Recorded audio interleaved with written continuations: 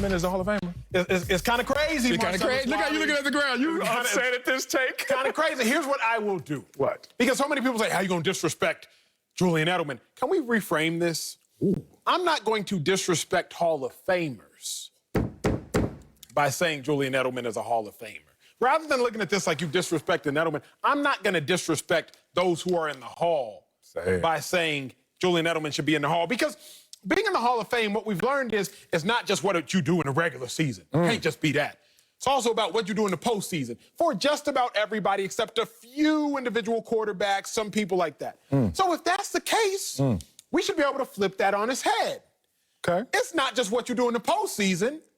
It's also what you do in the regular season. Okay. And when I look at what Edelman has done in a regular season, I'm looking like, hey, big dog, there is no plausible way that you should be even in the conversation for being a Hall of Famer out of respect for Hall of Famers.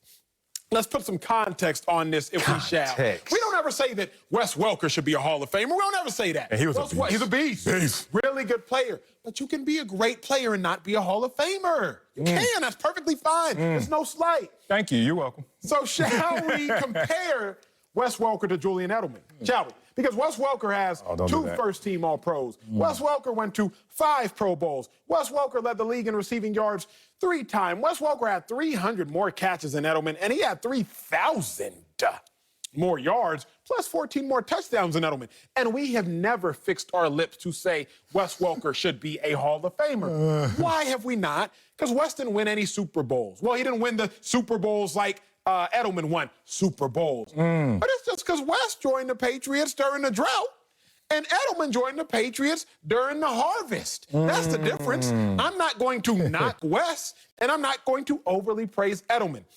I look at it like this. There's no possible way, Marcellus Wiley, that the difference between Wes Welker and Julian Edelman being Hall of Famers is 1 catch.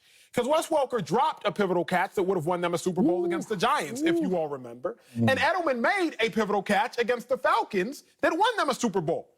Y'all looking at the pictures, go back and rewatch the tapes if you want to. There is no plausible way that 1 catch, which is the difference in 2 Super Bowls collectively, 1 Wes Welker would have had, and 1 Julian Edelman wouldn't have had. There's no way that the difference in them being Hall of Famers is in a catch. So no, Julian Edelman should not be a Hall of Famer out of reverence for future Hall of Famers. Ooh, man, that was a good take. I don't have anything else to say, but I'm going to say it anyway. Is it crazy to say he's a Hall of Famer? No. It's also not the sanest of thoughts. You know what I'm saying? Look, God, this is a tough one because it's almost like a would versus should conversation. Like, will he be a Hall of Famer versus should he be a Hall of Famer? Should he be a Hall of Famer? Hell no. Like, not even close. And I can say it as a guy who knows what it looks like to not be a Hall of Famer. Me, you know, you say you go in class, Marcellus Wiley, not a Hall of Famer. Here. You laughing too hard. Emmanuel Acho, not a Hall of Famer. Raise your hand. Say here, damn it. Both of us. It's a non-Hall of Fame show right here. Speak for yourself. Here's the thing. He should be right with us. Now, he's closer to the VIP. He's closer to the Hall of Fame booth than us. I'm in the back. Right. I'm in the very back talking about, hey, Sal. Yeah. Can I jump the line with you? Yeah. You're looking at me like, yeah. Huh? I'm looking at you because I'm in earshot of you, because I'm that close to you, because I can pass you the drink from the bar. Neither one of us is in that Hall of Fame booth over there. But the thing is, don't y'all dare start bringing that stuff over here to the bar. We waiting an hour for our drinks. The bartender's not looking at us. We get it. We're not Hall of Famers. Julian Edelman, you're not either. But should he be? Not by the numbers, man. The Hall of Fame is about individual accomplishment. You could be on the sorriest team ever, but if you are a dog, a Don Dada, and have the numbers to support it, then you should be a Hall of Famer. Julian Edelman was never a top receiver in the league. Ever. Now, he has top receiver numbers historically in the postseason, but I'm not going to even use the amount of times he went, as you said, the harvest, because Jerry Rice went 1,000 times too. That's why he has those numbers, and he was great. And Julian Edelman was damn good, and he got those numbers as well. But would you consider a Hall of Famer? That's when I got to start eating some crow. Say, maybe, because there's no elasticity anymore to what the Hall of Fame looks like. They have loosened the standards. They have made you and I start to sit there and whisper, hey, man, you think we get in the Hall of Fame? Like, in 20 years, maybe me. In 50 years, maybe you. Like, somehow, some way, we're going to creep our way over there because Edelman is getting there by looser standards. Steve Smith Sr., my dog, is saying hell yeah, because he's like, I'm right. And then James Jones, my dog, is like, hell no. You know what? James Jones, no, he ain't got a chance. Yeah. Steve Smith Sr., like, oh, I got a chance, so let's loosen these standards.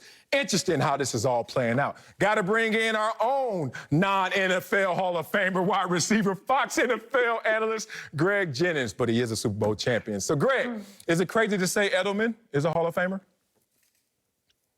It is not crazy. However, man, I agree with you, Marcellus. Like, the only reason why it's not crazy is because of the standards and what we really view. We view the body of work. And unfortunately, for so many of us, our body of work exists in the regular season. His body of work exists in the postseason. So you can match his body of work in the postseason. And when you start to look at his stats and you see he's second behind only Jerry Rice, that pumps you up full of air. That gives you a little bit more status.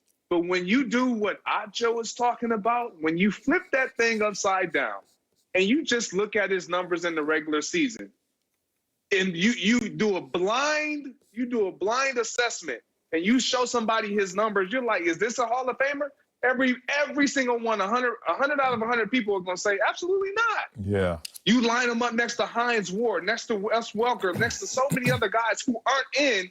You're like, absolutely not. I can line them up next to me. Please do. It's coming. Please do. Greg, look, and I'm going to tell you, like, it's hard for me to say that because I'm not one to toot my own horn. But Edelman has had a phenomenal career.